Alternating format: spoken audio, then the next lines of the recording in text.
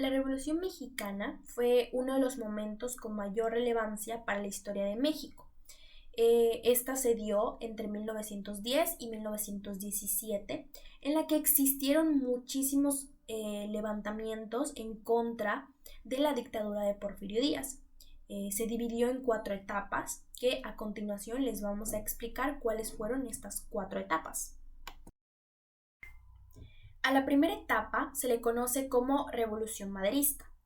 En 1910, el presidente de México era Porfirio Díaz, quien era un político con un régimen bastante corrupto, pues había estado reeligiendo año tras año y parecía que tenía un poder infinito porque había durado ya 30 años en la presidencia.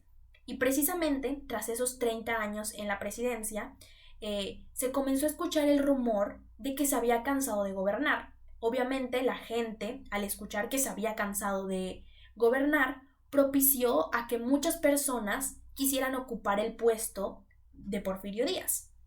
Una de las personas con mayor relevancia a ocupar el puesto fue Francisco Madero, quien era un fiel opositor al régimen instaurado por el dictador mexicano y además contaba con el apoyo pues de todo el pueblo mexicano. Y pues las encuestas parecían que Madero tenía todas las de ganar, pero en un giro de 360 grados, Porfirio Díaz se presenta a las elecciones, hace que encarcelen a Madero para que él así ya no tenga competencia y nuevamente se mantiene en el poder. Tras salir Madero de la cárcel, huye a Estados Unidos, en el que comienza a pedir una revolución para la nación mexicana. Es ahí donde pide a todos los contrarios al régimen que se levanten en armas, y a este movimiento se le conoce como el Pacto de San Luis, y con él es con el que se inicia la Revolución Maderista. El movimiento que se inició fue de gran escala, donde se levantó todo el pueblo mexicano, y de esta manera causó que Porfirio Díaz admitiera que Francisco I. Madero era quien iba a ocupar la presidencia de México. A la segunda etapa se le conoce como Gobierno de Madero. Tras la derrota de Porfirio Díaz, que sucede en 1910, se llevan a cabo otras elecciones en las que ahora sí Madero resulta electo presidente. Pero su gobierno desde un inicio había tenido demasiados problemas, comenzando con la lucha que el nuevo presidente estaba teniendo contra la corrupción debido pues a la larga trayectoria de pues la dictadura de Porfirio, y también por las diferencias que habían surgido en el bando revolucionario tras la llegada del poder de Madero.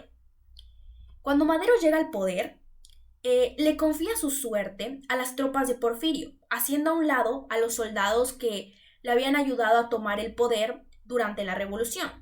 Esto obviamente ligado a que Madero no estaba cumpliendo, no estaba respondiendo a las demandas de los agricultores, provocó el Plan de Ayala, siendo el nombre que recibe el golpe militar iniciado por Emiliano Zapata y los hombres del campo. La guerra entre Madero y Zapata se mantiene por toda la región, pero no fueron ninguno de los dos quienes se quedaron con el poder, ya que Victoriano Huerta, un militar que era partidario de Porfirio, quien mediante un golpe de estado llegó al poder, se situó como dictador, matando a Madero. Cuando empezamos a hablar de la tercera etapa, hablamos de la revolución constitucionalista que se logró en 1913 gracias a los revolucionarios, quienes anteriormente tuvieron que luchar contra Victoriano Huerta hasta que se logró su derrota y se hizo que deje el cargo, ya que muchas personas como los revolucionarios y Estados Unidos no estaban de acuerdo con su política, que era parecido al de Porfirio Díaz, aunque había mucha gente que sí la apoyaba.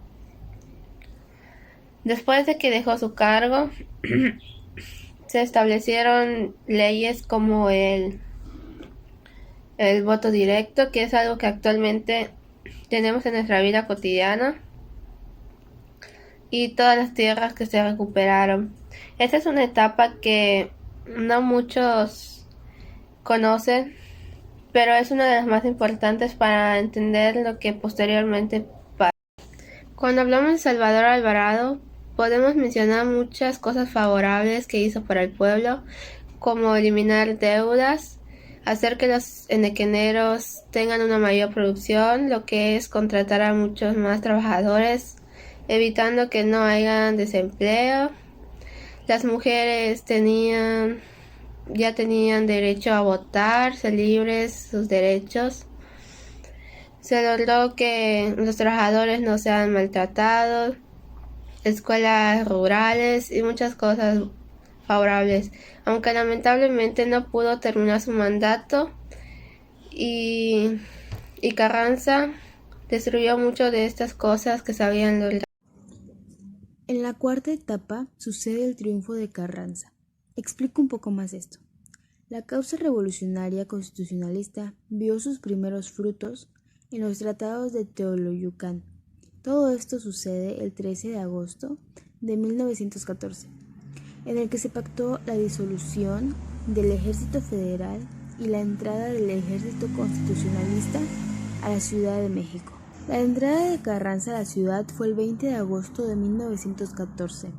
Fue acompañado por el general Álvaro Obregón y escoltado por su Estado Mayor. A las 12:30 replicaron las campanas de la Catedral Metropolitana, unidas al festejo popular. La Guardia Constitucionalista del Palacio Nacional rindió honores con una salva de 21 cañonazos.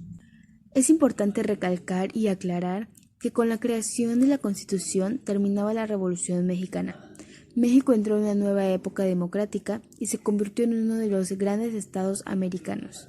Ahora hablaré sobre el socialismo de Felipe Carrillo Puerto. Carrillo Puerto fue líder del Partido Socialista del Sureste. Este proviene del partido de Alvarado. El punto más importante que tenía el partido de Carrillo Puerto fue la tierra. Se vio un gran avance en la reforma agraria durante su régimen. El Partido Socialista era parecido al zapatismo, ya que su lema era tierra y libertad.